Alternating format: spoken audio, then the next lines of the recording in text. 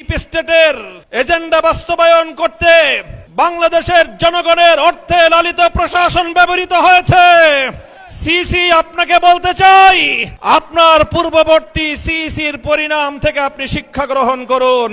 আমরা যে আপত্তি জানিয়েছি, সঠিক তদন্তের মাধ্যমে জনগণের ব্যালটের অধিকার যদি ফিরিয়ে না দেন, বাংলার মানুষ জোর করে তাদের অধিকার কেড়ে নেবে ইনশাআল্লাহ। আসসালামু আলাইকুম ওয়া রাহমাতুল্লাহ। নাহমাদুল্লাহ তাআলা ওয়া নুসাল্লি আলা রাসূলিহিল কারীম, আম্মা বা'দ।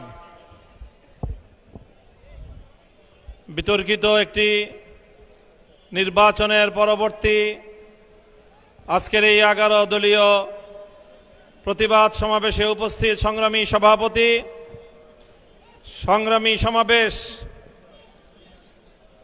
আমরা আশা করেছিলাম বহু রক্ত, জীবন, অনেক অশ্রু আর ঘামের বিনিময়ে অর্জিত জুলাই বিপ্লব পরবর্তী বাংলাদেশের মানুষ তাদের ব্যালটের অধিকার ফিরে পাবে।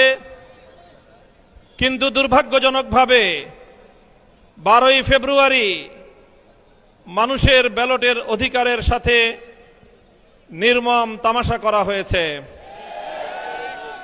সারাদিন শান্তিপূর্ণ নির্বাচনের প্রকাশ্য নাটক সাজিয়ে সন্ধ্যার পর থেকে সূক্ষ্ম ইঞ্জিনিয়ারিং এর মাধ্যমে টার্গেটকৃত ব্যক্তিদেরকে জাতীয় সংসদে যাওয়ার পথে প্রতিবন্ধকতা সৃষ্টি করা হয়েছে।